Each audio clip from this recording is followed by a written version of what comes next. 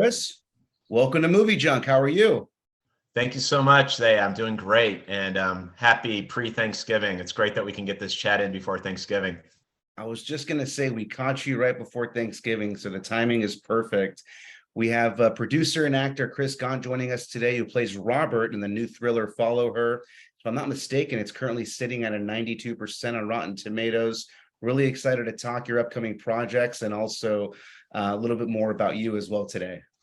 Oh, thanks so much. Yeah, Follow Her was an amazing project that I had a chance to act in and then also executive produce. So we got that film luckily in the can about a week or two before COVID shut down New York. We filmed the majority of that in the city and then north of New York, north of the city, north of New York City. So we squeezed that in, we got it wrapped and in the can, and then it was all about post-production. And now it's really doing well on the international and domestic festival route.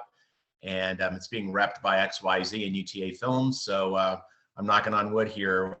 We'll get a terrific offer on that so the world can really enjoy this terrific female helm psychological thriller. We're excited about it. If I'm not mistaken, was this your first thriller or have you delved into the thriller genre before? This was my first thriller. It was my first thriller in terms of acting in a thriller, and I've done, I don't know, maybe 25 or 30 films. So this was the first psychological thriller that I was able to be cast in. And then I think, Zia, because of my previous business background, I was kind of tapped to associate produce, and then they bumped me up to executive produce this, which was a wonderful experience. And such a terrific team led by the director, Sylvia Kaminer, and producer. And then Danny Barker, a young female writer who lives in Vancouver, she wrote it and she stars in it. And she's also a producer. We have a terrific cast. It was a blast to shoot. And it's a really, I think, well done psychological thriller that deals with social media. So it's very relevant in today's world. Yeah, and this also sneaks in a Mad Men alum and Mark Moses. I'm a diehard Mad Men fan. He plays Duck. Yes. So he's also in this film as well. What was it like? I mean, being that you were the producer, what was it like working with him? He is, and you probably hear this in other casts that you do, but literally one of the nicest guys I've ever met. Just such a nice, sweet guy, extremely down to earth, very humble. He sparked to the role, playing the character Jess's father. He does a great job in it, by the way. And he sparked to it really because of Danny Barker's writing. I mean, he really kind of fell in love with the writing and the premise of the story, you know, the log line and synopsis, but also the content of the story. And luckily we were able to get him because he was free for a few days that we needed him. And we actually shot him out the last day or two of filming. So he was at our wrap party toward the very end, actually the last day of filming. He was at our wrap party. So it was great to hang out with him in a really informal atmosphere. And then had a chance to hang with him last December 9th or 10th during the cast and crew screening in Brooklyn. That was a blast. He's just a great guy. I love him. And I've loved his work forever. A little bit of a fanboy. I've watched him in all of his feature films he's done and then his series work as well. He's a terrific actor, super humble, super down to earth, and just a good guy to chill out with and rap with. Really, really like him. Yeah, no, definitely. Yeah, I mean, he's obviously extremely talented, been in the industry for many years. So, seeing him, I was one of the first cast members. I was like, oh man, I've watched multiple of his projects. So he was equally as excited to see him in a thriller as well, too, because it's something kind of different from what we're used to seeing him. Yes. So I'm really excited to want to see that as well. And he plays kind of a very conservative dad, encouraging his daughter not to fall into the trap of doing what she's doing relative to the social media backdrop of this story. So as a father of my own to someone that's very similar in age to Jess, the lead actress or the lead character, Danny, I could relate to that. So as he was shooting that, or as we were shooting him, I could really relate to his character. And again, he was so gracious and cool to spark to an independent film like this. And we were just really, really lucky that we got him and he was available in New York. So I can't say enough about him. Super cool guy. Great to work with. Amazing, amazing. And we're going to continue to, obviously, we'll share some more, media for the film as well. Hopefully it gets picked up as well too. But just from seeing some of the initial reviews, I mean, over a 90% on Rotten Tomatoes. I mean, that's extremely high Yes. too. So, given that, I mean, you've worked a lot as a producer, are there specific projects that you like to kind of tie yourself with, or what exactly, aside from this, kind of what draws you to a project? Yeah, great question. I mean, I'm somewhat agnostic when it comes to particular genre. The thing that really attracted me to Follow Her as a great example is that it's a feature, and it has some commercial appeal. In fact, it has a lot of commercial appeal. And like a lot of young, not young in age necessarily, but young in the business filmmakers, I say yes to a lot of projects because typically they're a pet project of someone. They're high in meaning or content. They're very feel good movies, which I still love to do. But Yeah. this was one when I agreed to work with Sylvia and Danny, the director and the writer, both producers. I sparked to it like they did because of its commercial appeal. And so it has that element of a terrific, very well written, very well directed, fantastic cinematographer and Luke Geisler, Oscar nominated. He's great, but also it has that lovely silver lining. Again, I'm knocking on wood here that it has some commercial appeal. So we want the world to be able to enjoy this film as much as we did, helping bring it to life on film. Definitely. And I've worked a lot of different genres. I've worked dramas. I've worked, many real stories that are very personal, and I've sparked them because perhaps I know a family member or friend that has gone through something very similar to a film that we've brought to life via film. I've done a bunch of those, and I really like to explore different genres. I love dramas, I love comedies, I love thrillers, I love horror. So it's fun to explore the gamut. And fortunately, when folks are coming to me not only to act but also to help produce, you get a lot of screenplays in your inbox. So I've many to choose from. Can't say yes to all of them, unfortunately. I'd like to, but you can't. I say yes to a lot. And then I figure out how to do it after I say yes. So say yes and then figure out how to get it done. As an aspiring screenwriter, I might have to take you up on maybe sending you a screenplay your way one of these days. And Zia, I would love to read your screenplay. I read screenplays every single day. In fact, I read 3 this morning. So I'm constantly reading screenplays, looking for, the next one that really lights my fire and gets me jazzed up. So sure, send away. I'd love to read it. that would be a tremendous honor. What really excited me about sort of your journey, and what I was really excited about, getting us to finally meet, is that your journey is not the traditional one, right? So you made the switch into the film industry quite later in life, I right? did. I would say I maybe did. right. So I would like to, hear kind of what caused you to make that shift, because from my understanding, Sure. most of your experience initially was in the corporate world, and then to kind of give that up, so to speak, to shift into the film industry. I want to hear sort of like what inspired that, what sparked that, because I'm sure a lot of Sure. our audience would like to learn that as well too. Yeah, and as a backdrop, I mean, I hope, so many people see this, not because I want them to see me, but I want them to feel that they can do whatever they want to do when they want to do it. But provided they're willing to work their tail off and take that leap into the 12-foot end of the deep pool. And that's kind of what I did. So to answer your question specifically, if you were interviewing me 5 years ago, I did not look like this. I had very short hair. I didn't have facial hair. I was not, acting on an everyday basis, producing, writing, and directing. So I was knee deep in more of a traditional business world environment, which treated me well. I mean, I really enjoyed that finance and marketing environment and sales environment for a very large company. And I think for 30 plus years. So I had the opportunity to win a very large award, kind of the Academy Award of the business world, about 6-7 years ago. And as I was accepting that award and looking out into the crowd, very much like an award ceremony, I looked over at my wife, and she didn't know this, my spouse, my partner of 30 years. And I was thinking to myself, this is it. I've kind of climbed that mountain. It sounds kind of corny, but I'm ready to exit stage left and then begin a second career, a second act.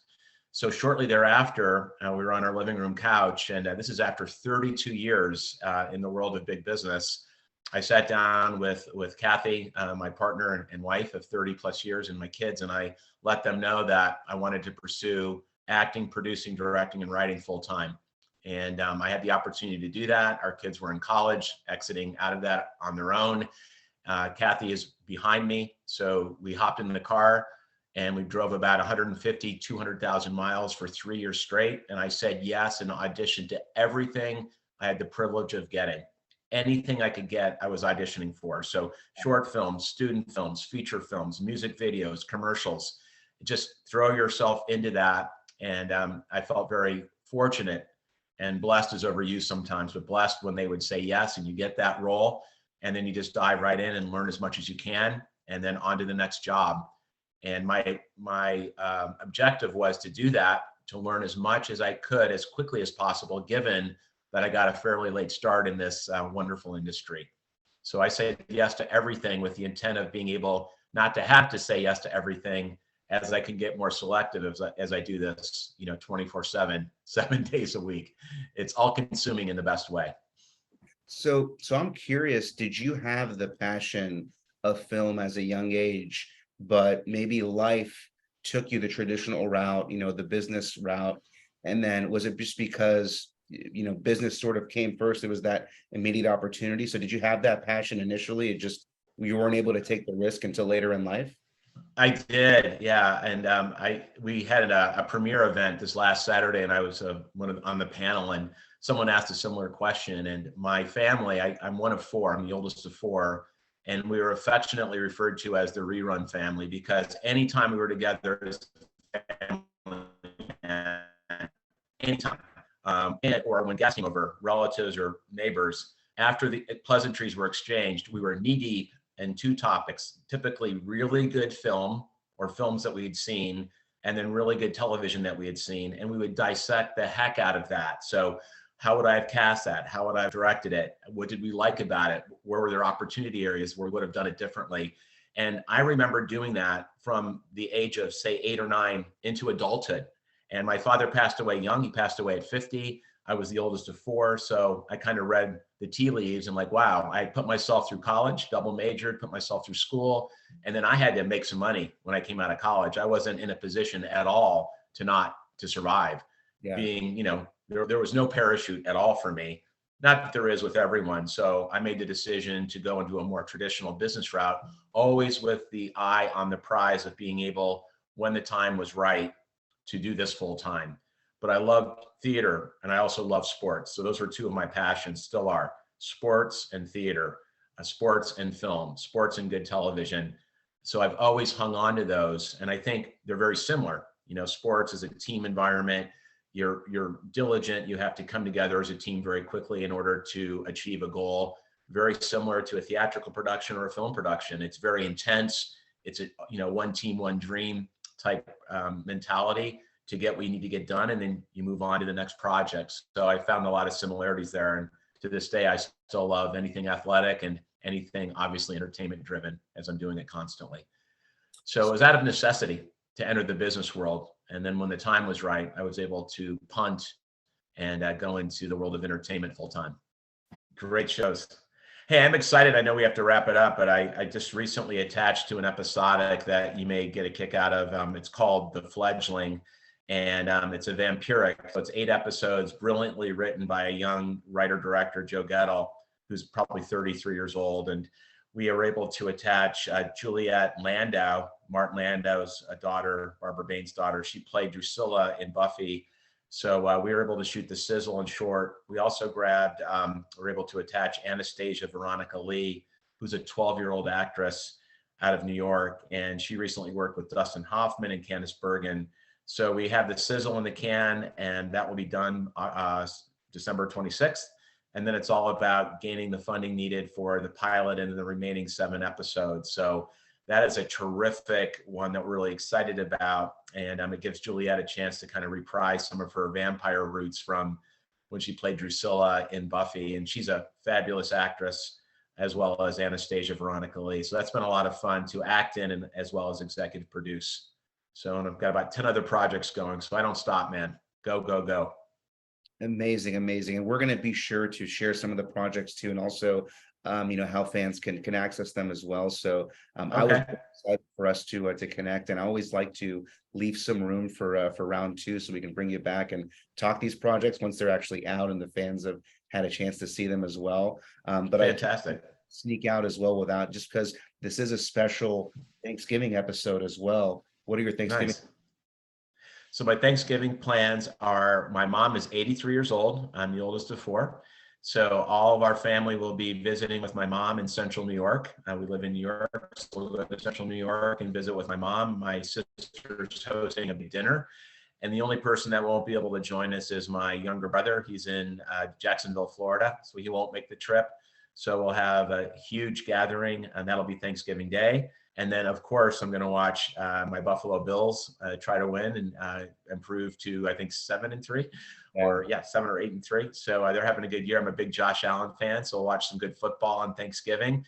And then when I come back on Friday, it's right back into pre-production on 5 or 6 projects I'm working, as well as acting in 3 films coming up through, oh my gosh, December, January, February, March, and April. So it's go, go, go. And we'll squeeze Christmas in there too.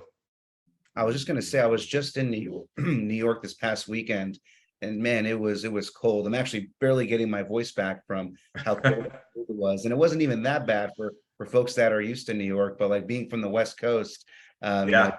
we get kind of nervous when it's like in the 50s here, right? And Buffalo had a ton of snow when we were there, so it was starting to kind of slowly trickle down into the New Yeah. York area. So yeah, wishing you guys continue to Thank you. good luck to the Bills as well, and excited that the family's getting together. And it sounds like you guys are going to be talking some more movie shop as well too. As soon as we land, we'll take our coats off, have a cold cocktail, some hors d'oeuvres, and we'll start talking films, and what we're all binging. So that's what we always do. And then we'll throw on the football games. Amazing. It's films and sports. But you have a wonderful Thanksgiving as well. You too, Chris. Thank you very much for making the time. Would love to have you back Thank you. again sometime, and can't wait to share with the fans and also your upcoming projects. You were amazing. Thank you for the time. It was great catching up with you. Thanks so much. Take care. Have a great holiday. See you.